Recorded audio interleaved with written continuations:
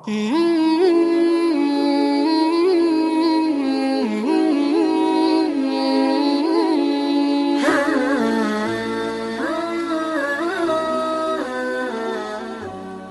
di tahun ini mudah-mudahan bisa Allah berikan kesempatannya. Saya pengen juga bisa safari ke pesantren-pesantren, ya, lembaga permasyarakatan, ya, Sukamiskin misalnya, kemana lagi, bisa lihat. Saya pengen sampaikan kepada mereka bahwa Anda nggak ada yang sempurna. Tidak ada yang sempurna. Semua orang pernah berbuat salah. Cuman kita bisa berubah. Dan banyak di masa lalu orang yang banyak salah. Ada pemabuk, pezina, pembunuh, dan mereka memilih tobat. Dan ternyata dijamin surga oleh Allah Subhanahu Wa Taala lewat lisan Nabi. Kenapa kita nggak bisa? Ini dosa yang pernah dilakukan dalam kasus pembunuhan. Kalau yang ini tidak sengaja, sifatnya tidak sengaja. Ini contoh, diperkenankan oleh Allah sebagai contoh. Kalau orang berbuat seperti itu, bagaimana cara baliknya? Kenal Nabi Musa? Kenal. Luar biasa, Nabi Adam kenal, Nabi Musa kenal. Jangan-jangan Fir'aun juga kenal. Ya Allah. Saya tuh kalau Fir'aun suka ingat suka bumi itu, hubud dunia. Suka bumi, hubud dunia. Suka hubun, bumi dunia. Saya tanya di panggung, ada yang kenal Fir'aun? Kenal. Masya Allah. Di sini masih agak mendingan lah Nabi Adam, Nabi Musa. Sana Fir'aun. Nabi Musa paham semua kisahnya. Secara singkat kemudian sedang beliau berpetualang. Secara singkat ya. Jalan menemukan dua orang berselisih. Berselisih sampai mau berantem. Dipisah sama Nabi Musa. Dipisah. Udah dipisah sama beliau, pisah, jangan begini, ini nggak bagus. Dipisahin singkatnya. Saat dipisahin itu, ini belum ada pengangkatan sebagai nabi, ya. Saat dipisahkan itu, tiba kemudian ternyata salah satu yang berselisih itu adalah dari kelompoknya, kampungnya lah, golongannya. Sama-sama tanah kusir misalnya gitu kan. Malah ngadu, Musa kamu gimana? Kamu kan teman saya, sekampung kita nih, ini merendahkan kita nih. Ayo keroyak bareng-bareng. Ini provokasi kata Musa, diluruskan oleh Musa. Diluruskan. Begitu diluruskan, masih ngotot, diberi pelajaran, tampar oleh Musa. Nabi Musa itu, kekuatannya, teman-teman sekalian, setiap Nabi itu punya kekuatan 10 kali laki-laki biasa. Dan Nabi Musa terkenal sebagai Nabi juga yang paling kuat. Tampar, wafat. Nabi Musa. Alhamdulillah Nabi kita Nabi Muhammad. Ya, Nabi Musa juga baik, semua Nabi baik, semua Nabi baik. Ingat, jangan dipotong kalimat saya, Nabi kita semuanya baik. Semua baik. Semua baik, semua baik, semuanya baik, semuanya baik. Baik, tampar wafat. Begitu ditampar, padahal Musa melakukan sesuatu yang benar dan nggak ada niat memberi pelajaran aja niatnya memberi pelajaran, bagus, bang benar. Tapi begitu kemudian dia wafat, ada perasaan bersalah. Apa doanya kemudian pada saat itu diabadikan dalam Al-Quran? Rabbi inni zalamtu nafsi, faghfirli. Yang indah fataba alaih. Rabbi inni zalamtu nafsi, ya Allah aku salah, zalim saya. Padahal nggak diniatin loh Pak Bu, nggak diniatin, cuman kejadian gitu kan. Dan itu belum ada pengangkatan sebagai nabi, belum. Nanti diangkatnya setelah bertemu nanti kisah yang lainnya. Di secara singkatnya terjadilah peristiwa itu, lalu turunlah kemudian diabadikan doanya dalam Al-Quran. Rabbi inni zalamtu nafsi. Jadi kalau ada di antara kita, misal pernah berbuat siapapun, tingkat kesalahannya sampai ke sini, nggak sengaja atau pernah berbuat yang serupa, cepat taubat. Karena kalimatnya sudah turun. Nanti kalau sampai hari kiamat gak taubat, lebih berat lagi. Coba mau berkata apa di hadapan Allah Subhanahu Wa Taala? Hei, aku kan dah turunkan kalimat di bumi supaya kamu taubat. Kamu kan pernah bunuh orang kan? Tanggal sekian, jam sekian, kamu kejar-kejar, kamu tembak, kamu bom, kamu bunuh, kamu tusuk, kamu pukul, kamu macam-macam kan? Ada semua rekamannya terbuka. Aku turunkan kalimat taubat lengkap dengan kisah tuntunannya. Kenapa kamu gak taubat? Mau jawab apa? Allah sudah kasih cara pulang tapi nggak digunakan. Allah nggak salah kan di situ. Diturunkan kalimatnya dan bahkan dijamin fataba alaih, diampuni oleh Allah. Ayo balik lagi.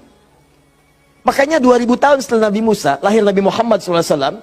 Itu diantara sahabat-sahabat yang jadi sahabat terbaiknya. Kan dulu banyak yang hobinya juga begitu, jahiliyah. Ada yang hobinya berkelahi. Kenal Umar bin Khattab? Umar bin Khattab radhiyallahu ta'ala anhu luar biasa, tegas, kekar, wah senang duel sebelum masuk Islam. Siapa yang berani dengan saya? Ayo naik ke bukit itu, Jabal Qubais ditunjuk, bukit paling favorit.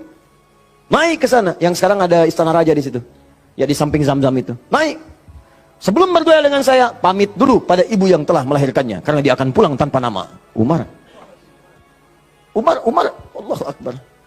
Apa yang terjadi? Masuk Islam, halus. Toha, tersentuh, masuk Islam. Lalu kasarnya berubah menjadi tegas, dipakai melindungi Nabi SAW, dipakai menegakkan syariat dengan baik. Kehalusannya muncul, sampai datang tengok orang jadi khalifah, perhatikan orang, luar biasa. Tegasnya muncul. Ya, waktu Abdullah bin Ubay bin Salul itu, seorang munafik, kalau sholat di belakang Nabi, saf paling depan. Tapi begitu bubar, provokator paling pertama Abdullah bin Ubay bin Salul. Begitu keluar, Muhammad nih SAW. Mecah belah kita aja. Datang ke sini pengen jadi pemimpin. Dia punya masjid sini, kita bikin masjid yang lain. Bikin dilar. Selalu dipecah. Orang dah siap-siap perang Uhud, di pertengahan jalan, diprovokasi. Balik aja, balik. Pasukan musuh lebih kuat. Ayo balik-balik. Sepertiga berputar desersi. Anda bayangkan. Tapi apakah Nabi langsung menghukumi? Tidak. Nabi kenapa nggak dihukumi? Umar, gregetan saya. Ya. Kata Nabi, kan belum jelas kelihatan nampaknya. Nanti jadi fitnah, pecah nanti semuanya, karena dia masih dianggap pemimpin di kalangan yang lainnya. Biarlah nampak, nanti Allah berikan hujahnya untuk dia. Satu kali, tapi kalau di depan baik, di belakang menusuk dari belakang. Satu kali sakit. Begitu saat sakit itu, anak Abdullah bin Ubay bin Salul, anaknya namanya Abdullah, baik, soleh. Nah, ini juga jangan simpulkan kalau keluarga misalnya bapaknya nggak bagus, pasti anaknya nggak bagus, belum tentu. Belum tentu. Kenal Abu Jahal? Anaknya Ikrimah. Bapaknya musuh Nabi luar biasa, anaknya pembela Nabi yang paling hebat, penunggang kuda yang dahsyat, saf paling depan kalau jihad. Sampai Nabi itu dengan menghormati Ikrimah tidak pernah menyebut Abu Jahal di depan Ikrimah. Jangan singgung bapaknya, jangan.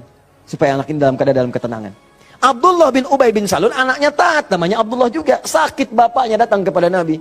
Ya Rasulullah, bapak sakit, kata Nabi, ya berikan ini, kasih air, berangkat pulang sana. Katakan dari Nabi. Datang senang pulang. Ya abadi, papa ini dari Nabi. Apa sih Muhammad? Lempar, habis. Sampai sekarat disampaikan, datanglah Nabi ke rumahnya. Tapi nanti saat turun surat Taubah itu untuk dilarang menyolatkan. Begitu datang ke tempatnya, apa yang dikatakan? Manjanya luar biasa. Ya Rasulullah, itu di depan Abu Bakar, ada Umar dan yang lain-lain. Ya Rasulullah, biarkan aku wafat dengan mengenakan jubah terluarmu. Apa kata Umar? Ya Rasulullah, izinkan aku memenggal kepalanya.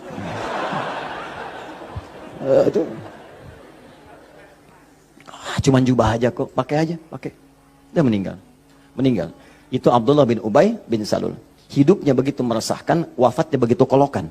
Ya. Tapi habis. Jadi yang pertama itu, coba, udahlah, banyak yang tobat. Umar jadi bagus. Tukang begal, Jundub bin Junadah. Wah, sekampung begal tobat. Jadi dai, sekampung jadi soleh semua. Saking dahsyatnya, kampung itu dikenal di kemudian hari. Namanya Ghifar. Sampai dikenal dengan Abu Dzar al-Ghifari.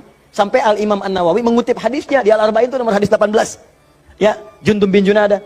An Mu'adz bin Jabalin wa Jundub bin Junadah radhiyallahu ta'ala anhuma qala Rasulullah sallallahu alaihi wasallam. Ya, ittaqillaha haitsuma kunta wa atbiz sayyi'atil hasanata tamhuha. Ainal hadis? Mana hadis? Mana Qur'annya? Apa yang antum kerjakan tiap hari? Ngitung lagi. Mana bekal antum tuh pulang? Minimal sehari satu hadis. Ambil, walaupun nggak hafal hadis kan nggak mesti hafal. Baca hadisnya, lihat terjemahannya, amalkan isinya. Buka konsepnya. 57 hadis, kitab iman. Tiap hari baca satu. Antum pebisnis, keluarkan hadis-hadis bisnis. Tiap hari satu. Kalau Al-Quran hafalkan, satu hari satu ayat, tak apa-apa. Pulang punya hujah di hadapan Allah. Di tiap hari ngitung-ngitung dunia. Wafat tinggal semua. Apa yang mau antum ambil? Berharap surga lagi. Takutlah kepada Allah. Mulai yang baik. Jundub bin Junadah taubat, dikenal dengan Abu Dzar al-Ghifari. Puncaknya, mungkin ada orang pernah juga lebih daripada ini. Dia berzina, dia mabuk, dia macam-macam. Pokoknya mengoleksi dosa lah. Ya, orang ngoleksi mobil, ngoleksi musab, dia ngoleksi dosa. Jadi kalau nggak berdosa itu nggak enak. Kamu ngapain aja, si fulan sudah begini. Oh, masa besok saya lakukan yang lebih daripada itu. Jadi ngoleksi dosa, tumpuk dia. Yang begini pun itu masih diberikan kesempatan Allah dengan oleh Allah diturunkan satu kalimat yang kalau dikerjakan, diamalkan isinya, diterima taubatnya. Turunlah Quran surah 39 ayat 53 tadi. Qul ya ibadiyalladzina asrafu ala anfusihim la taqnatu min rahmatillah. Muhammad katakan pada hamba-hambaku yang dosanya sudah israf. Israf itu melebihi dasar cukup. Lebih. Mubazir. Banyak. Datang ke pernikahan, ada prasmanan, orang sekali dia 10 kali. Israf. Balik. Israf. Ini ada israf dalam dosa. Itu pun kalau mau taubat kata Allah, la taqnatu min rahmatillah. Jangan putus dari rahmat Allah. Innallaha yaghfirudz dzunuba, Allah ya Rahman.